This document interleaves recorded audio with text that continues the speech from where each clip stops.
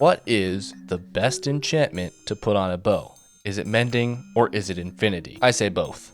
Well, welcome back to another episode of Unobtained. I'm sorry for the delay. It's been a little bit of time. I'm sorry, I apologize. But today is going to be a very, very special day. Because today we are going to be collecting multiple unobtainables. Usually what I do is I focus on one bigger unobtainable for an episode. Like last episode was focused on getting mobs in boats. If you didn't see this episode, I had a lot of fun with it. I got this giant slime in a boat, which is, I think, my proudest unobtainable.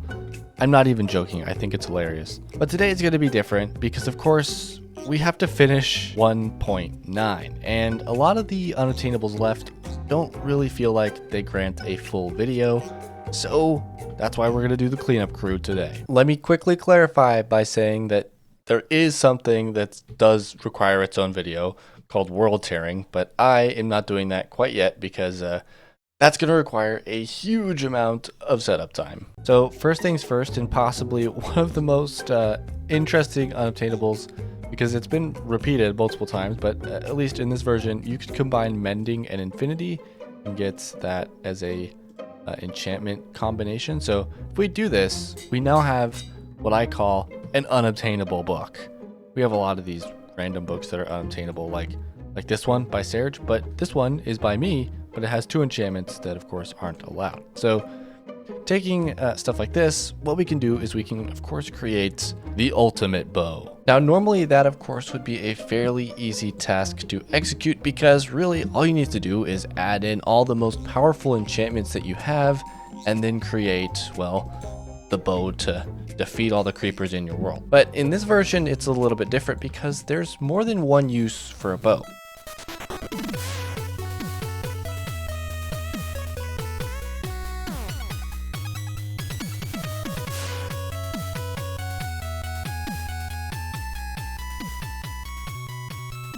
Now that kind of bow is the bow you use with the Elytra. Now, you may think, what about rockets? Well, rockets don't actually work to propel you quite yet in the game. All they really do is, well, nothing. So the bow, if you use it just right, you can hit yourself with the bow and gain a ton of momentum. So it's time to craft. Okay, this guy will do just fine because of course we're going to add mending to it. And then all we really need is punch 2, infinity, and of course some mending. So let's quickly grab the trade here. Thank you, guy. Oh, I didn't mean to. Well, you can have him. You've been nice. I'm kind of crossing my fingers that I actually have a punch 2 book stored away over here in my enchantments over here. I may not. Okay, so what I'd like to do is make this bow work good. So I got punch 2 here, and then we're gonna add the. Let's do it this way. Let's do mending first, infinity second, and then punch 2 third, and then fly bow. Okay, and now, yeah, okay, see that's exactly what we want. So then if we got the Elytra, which is how you're supposed to say it, by the way, but I don't know if I can get behind that. If we equip it, and then if I make my way up to the top of this mega build and then jump, we fly, and then I can propel myself. You guys saw that, right? Let's see. Can I get it again? Oh yeah, here we go. Okay. There we go. Nice. Okay, I'm really bad at the timing here, but oh man.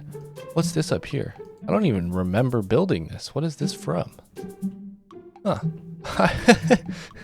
Well then, this is what my world looks like from up here.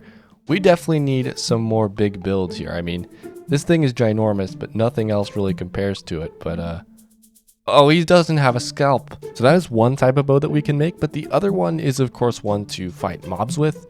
And mending and infinity is also useful for that too. So I've gotten things started here with a power 4 bow, power 4 book here, punch 2, infinity, unbreaking 3, flame, and now another mending book has been purchased. Get some extra XP while I can.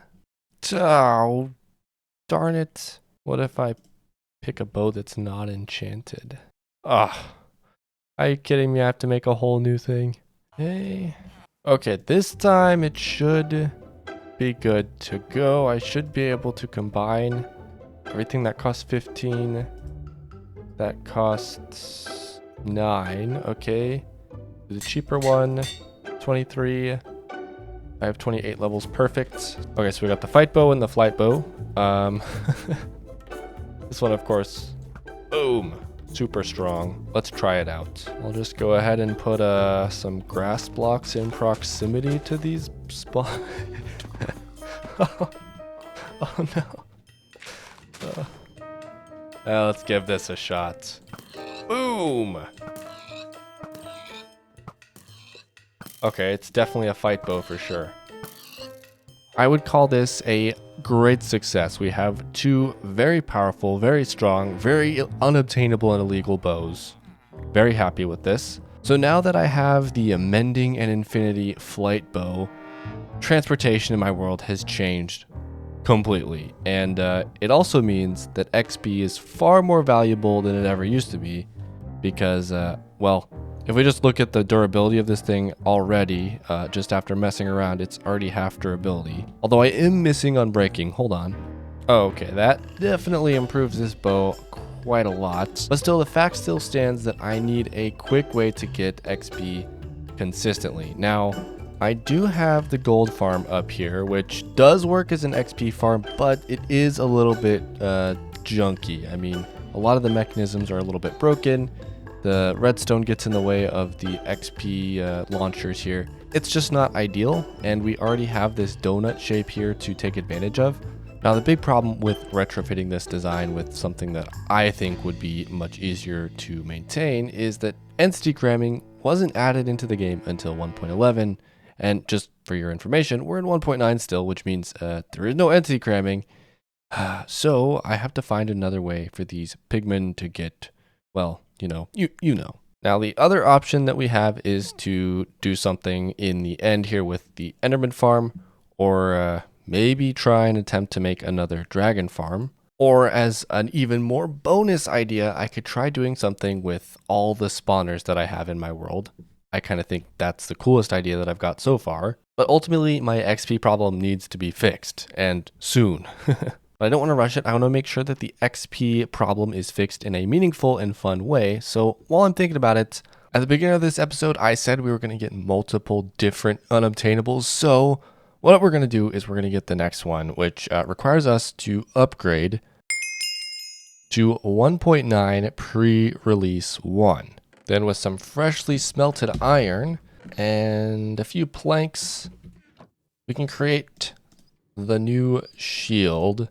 That's right, guys. So this actually is an unobtainable kind of, because what we're going to do is we're going to get a negative durability shield. So I want to get a few different ones of these. So let's craft a few.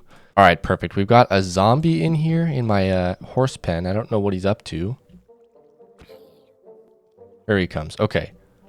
Oh, he's stuck. Okay, let's do that. Okay, so now if we hold the shield. Oh, yep. Okay. Look at that knockback. Holy cow, this guy, he doesn't have a chance against my shield.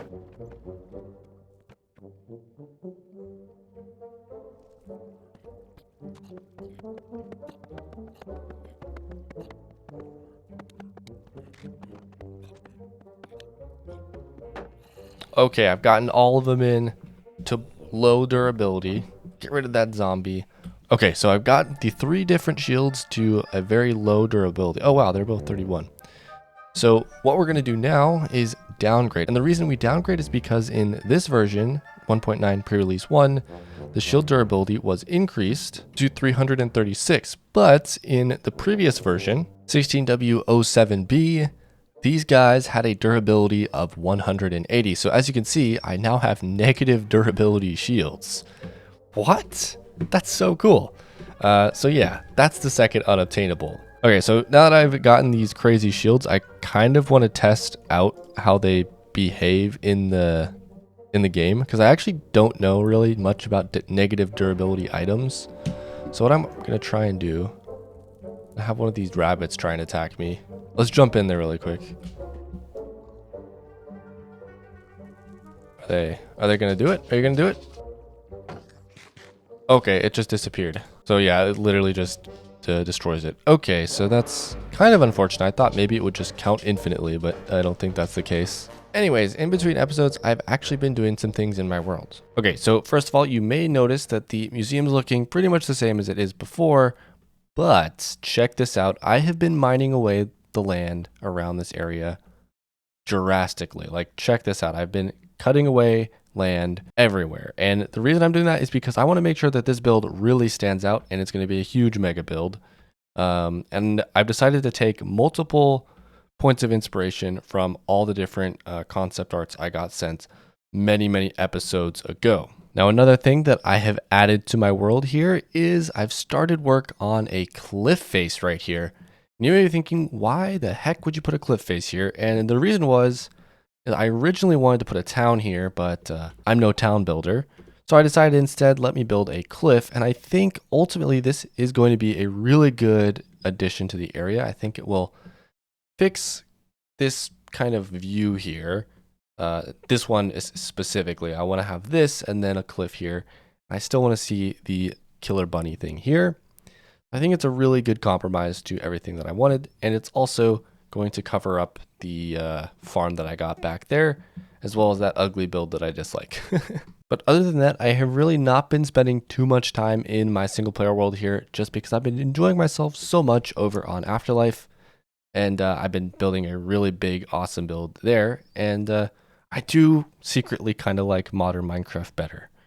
Don't tell anybody I said that though. So if you've been following my series for a while now, you'll probably know that there is some history with some previous unobtained worlds. And one thing that I wanted to set out and do with this world is make sure that this was a world that I kept forever. And recently there's been a trend on YouTube of forever worlds. And I'm just curious what you guys think the appeal is of forever worlds. Because for me, the appeal is that I get to consistently have the same farms, and if I build something, I can trust that it's going to always be in my world, which is what I like.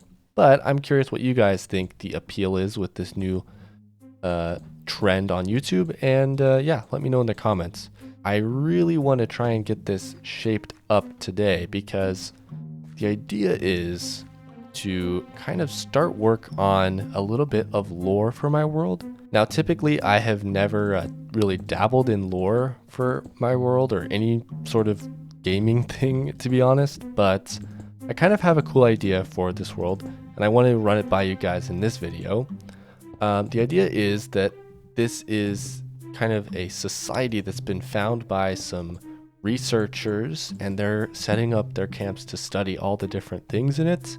So there's going to be like a research building over here with like vehicles and stuff, and of course stuff over there, but keeping all of these older builds to preserve the history, of course. Maybe just a hint of lore here and there, like some scientists are, researching the unobtainables in my world.